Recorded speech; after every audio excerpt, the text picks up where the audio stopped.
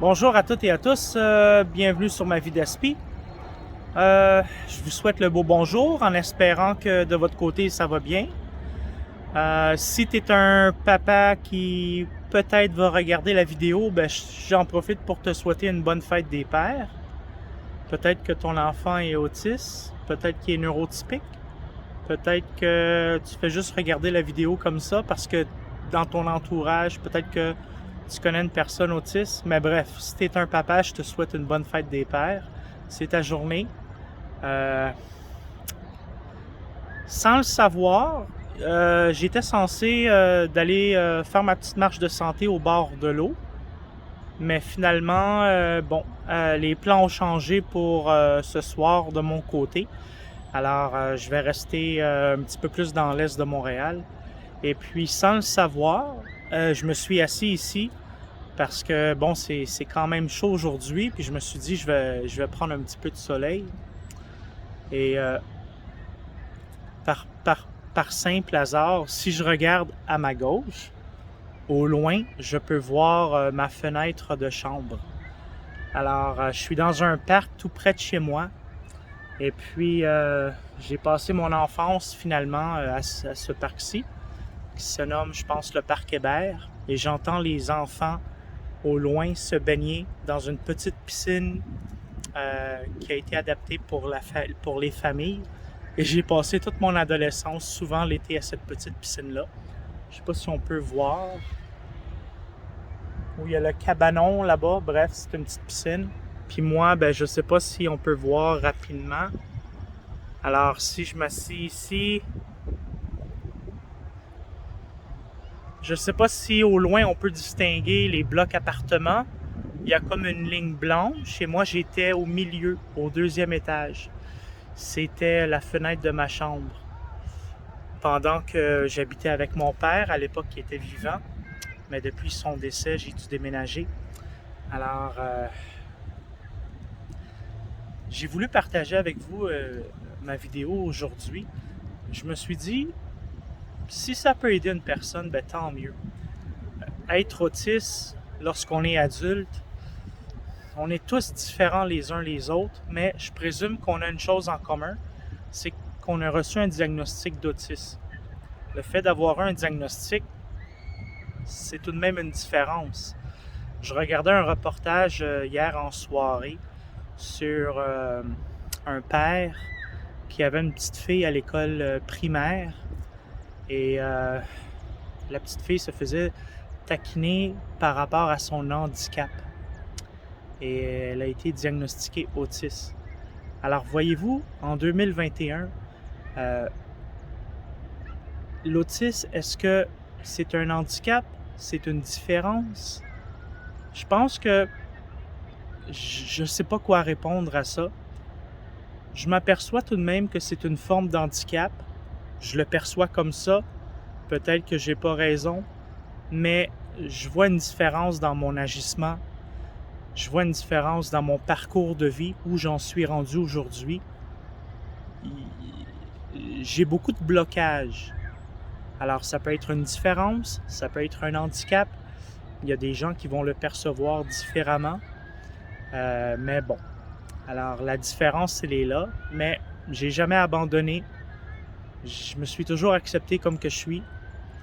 Puis j'ai tout de même eu des beaux moments dans ma vie jusqu'à maintenant, dans ma vie d'adulte surtout. Puis ce que j'ai voulu partager avec vous, ça va peut-être plus s'adresser aux gars, mais peut-être que les filles aussi. Peut-être que si vous regardez la vidéo puis que tu es une fille autiste, ben peut-être que s'il y a quelques mots que ça peut t'aider dans ce que je vais dire, ben c'est tant mieux. Dernièrement, bon, moi, c'est ça, j'ai pas d'enfant. J'ai pas de copine à l'instant. Mais, tu sais, je fais mon effort, puis j'essaye parfois de pouvoir juste faire des rencontres. Et puis, dernièrement, j'ai fait une rencontre avec une femme. Bon, elle est neurotypique, elle est tout de même plus âgée que moi. Alors, il y a quand même une différence d'âge. Mais quand j'ai appris finalement à connaître la femme en question, avant qu'on puisse se rencontrer, on s'est tout de même parlé un petit peu avant de planifier une rencontre. Et je me suis dit, premièrement, elle n'habite pas dans la même ville que moi, mais bon, elle est à peu près à 1 heure de Montréal. La question c'est que si je veux rencontrer, je dois faire un certain effort. Lorsqu'on est célibataire et qu'on veut juste élargir notre cercle d'amis, parfois, ça demande un petit peu faire des efforts. Puis ça, c'est partout. Partout à travers le monde, généralement, c'est comme ça que les gens essaient de communiquer avec d'autres personnes. Et finalement, j'ai rencontré la femme en question et je me suis dit, je vais lui poser des questions à savoir si on a des intérêts communs. Parce qu'il y a une différence. Elle a sa voiture, elle a une facilité de pouvoir voyager assez aisément comparativement à moi qui n'ai pas de voiture. Mais je me suis dit, c'est pas grave. Si elle a voulu me rencontrer, c'est que je lui ai montré un certain intérêt et elle a eu un intérêt aussi envers moi. Sinon, elle aurait pas parti venir me voir. Elle aurait dit juste, on va continuer à parler un petit peu, puis on verra avec le temps. Mais en moins de peut-être 3-4 jours, elle m'a proposé d'aller faire une activité, d'aller la rencontrer. Alors, c'est ce que j'ai fait. Alors, je me suis aperçu qu'on avait des points en commun. Les points en commun, rapidement, de mon côté à moi, si je fais une réflexion sur moi-même, qu'est-ce que je peux avoir en commun avec cette femme-là? Cette femme-là, elle m'a dit qu'elle aimait faire des voyages. En anglais, on peut appeler ça des road trips. Alors, je ne sais pas, moi, ça peut aller passer un week-end à l'extérieur de Montréal. Ça peut être de faire un voyage à l'extérieur du pays, mais ça peut faire aussi des road trips. Passer un week-end ou peut-être passer une journée à l'extérieur. On fait du déplacement en voiture et ça fait comme un petit voyage. Alors ça, j'ai remarqué qu'on avait ça en commun. Je lui ai dit que moi, j'aimais tout de même le soleil, la plage, la baignade. Tu sais, bon. Elle avait ça aussi en commun avec moi. C'est une femme, ses enfants sont devenus adultes, elle est divorcée. Alors en ce moment, elle a pas d'engagement, mis à part son travail, ce qu'elle fait au quotidien, mais en termes de relation, cette femme-là n'a pas d'engagement. Alors c'est un peu comme moi. Elle m'a posé des questions aussi. J'étais nerveux parce que je savais que possiblement mes questions allaient peut-être être un petit peu décevantes à entendre. Parce que généralement, les femmes, surtout à l'âge adulte, lorsqu'on rencontre un homme, on va s'attendre à ce que l'homme ait possiblement sa propre voiture. Ça démontre qu'il est capable tout de même de pouvoir se déplacer sans attendre l'autobus, le métro. Avoir une voiture de nos jours, c'est tout de même un point supplémentaire quand vient le temps de pouvoir faire une rencontre, mais c'est pas toujours nécessaire. Ça dépend toujours de l'autre personne, c'est quoi ses critères de sélection. Il y a des femmes qui vont accepter un homme comme moi. En ce moment, je suis sans emploi, j'ai pas de voiture, j'ai tout de même d'autres qualités à offrir à certaines femmes. C'est des prérequis. Il y a des femmes qui aiment avoir à faire des rencontres avec des hommes qui ont une certaine ambition professionnelle, qui sont établis sur le plan, disons, réussite de vie. Tandis que moi, étant autiste, j'ai beaucoup de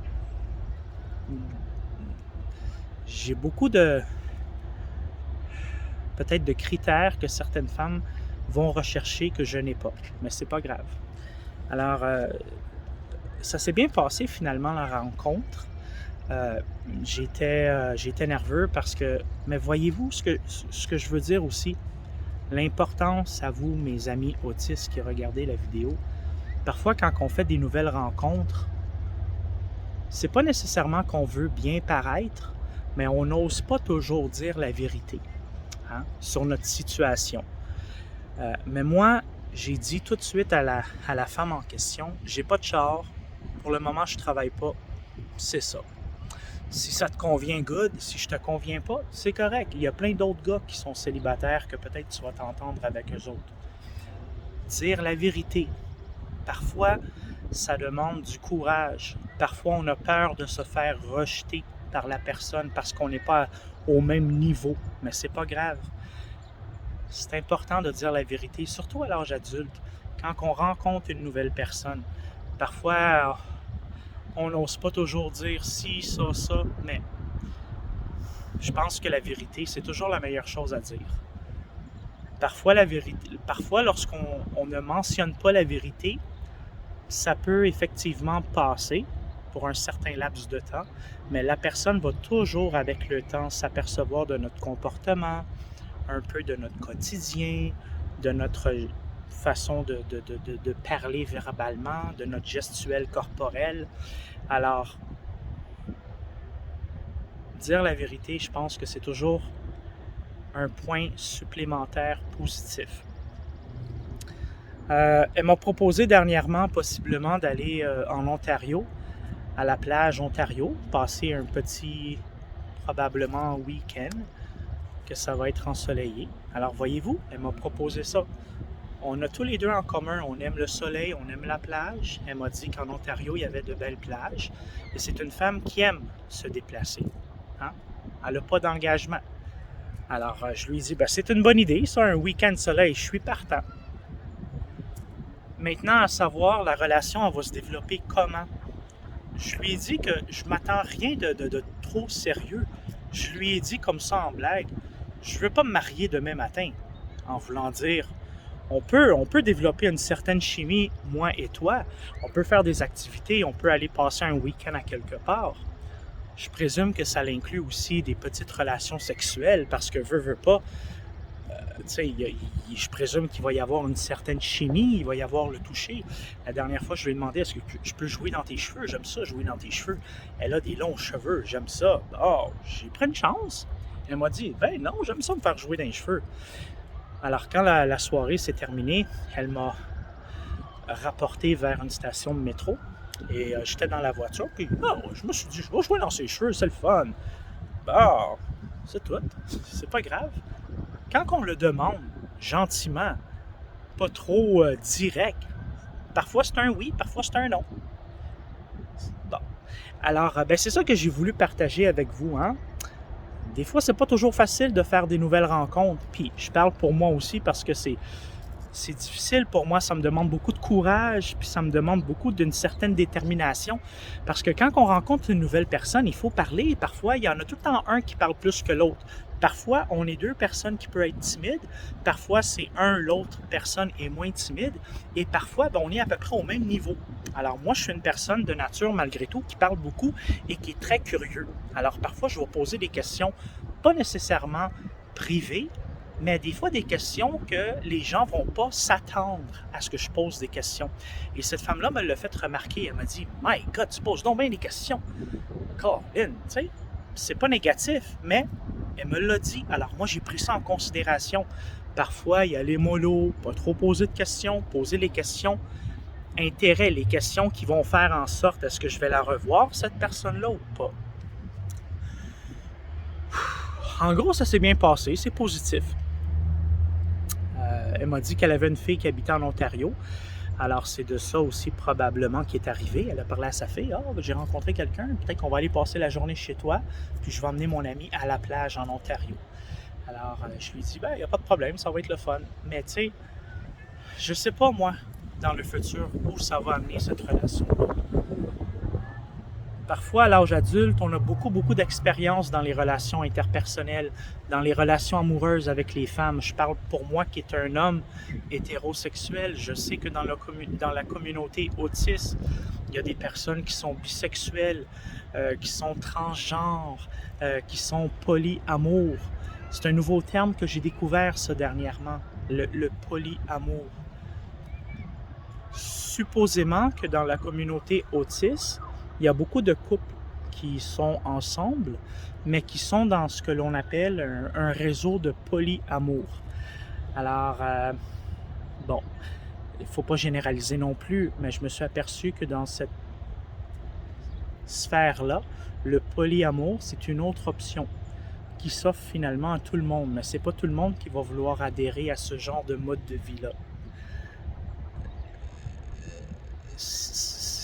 c'est toujours un mystère quand on rencontre une nouvelle personne.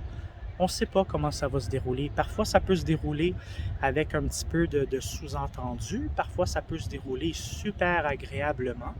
Parfois, ça peut se dérouler que pour diverses raisons, la personne va annuler la rencontre. Mais c'est vrai que personnellement, je vis beaucoup de solitude, mais c'est pas nouveau.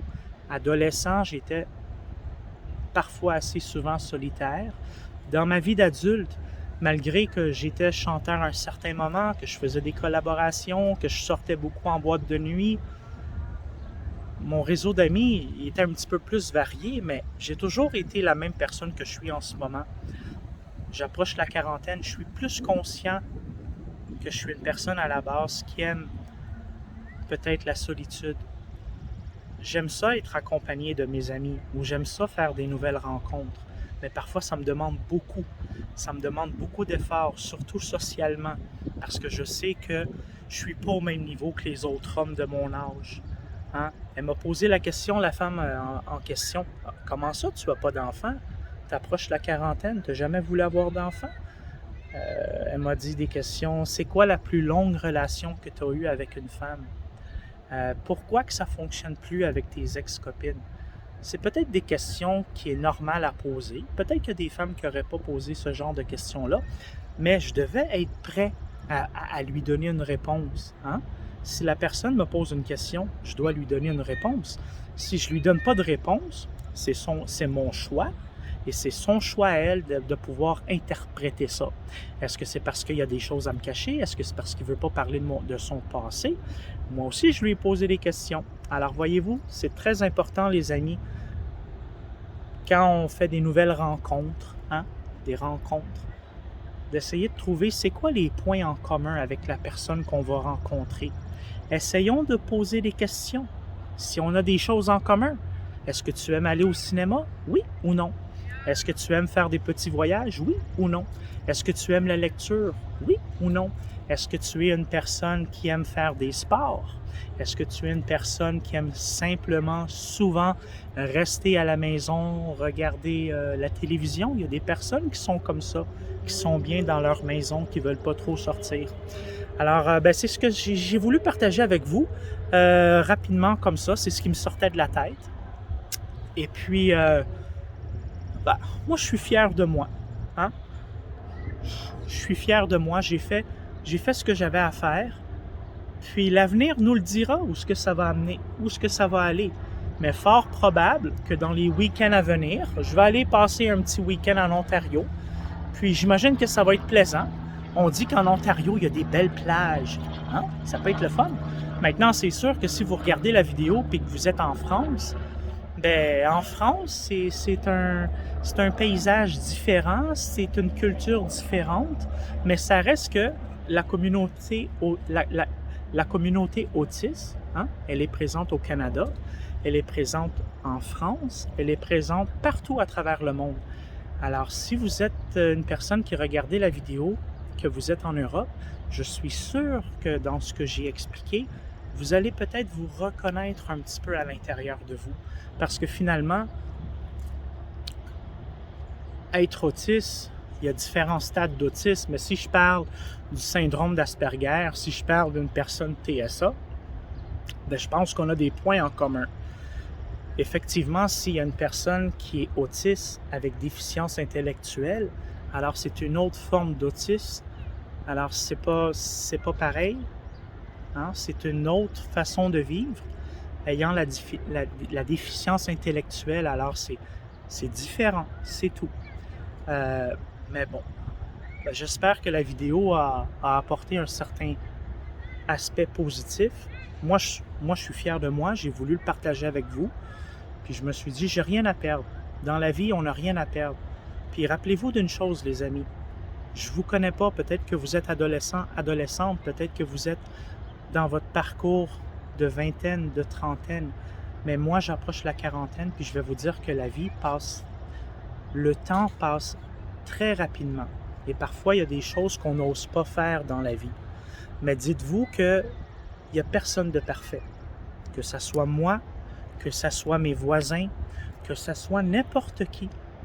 La perfection, là, ça n'existe pas selon moi. Il peut y avoir des personnes qui se sont démarquées, comme peut-être la mère Teresa, peut-être Gandhi, peut-être le pape lui-même, mais encore là, est-ce que la perfection existe? Je ne le sais pas. Si vous avez des moments à vivre avec une personne, je vous encourage de vous laisser aller avec la personne.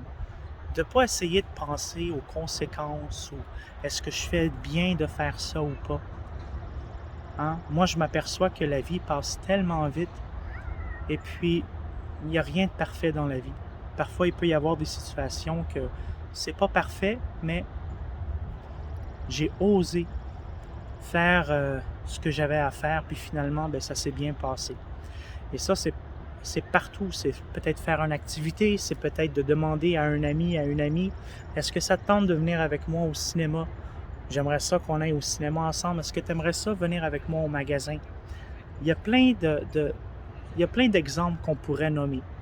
Mais n'oubliez pas que la vie se passe très rapidement. C'est difficile de pouvoir prévoir ce que l'avenir nous réserve parce que finalement, on ne le sait pas. Alors, essayons de vivre le moment présent. C'est ce que moi, je me suis dit personnellement. Je vais vivre mon moment présent, puis je vais essayer d'en profiter au maximum. Bon, ben sur ce, tout le monde, je vous souhaite une bonne fin de journée. Et encore une fois, bonne fête à vous, à tous les papas. Je vous souhaite une bonne fête des pères aujourd'hui. Alors, profitez de votre journée. Merci. Bye bye tout le monde.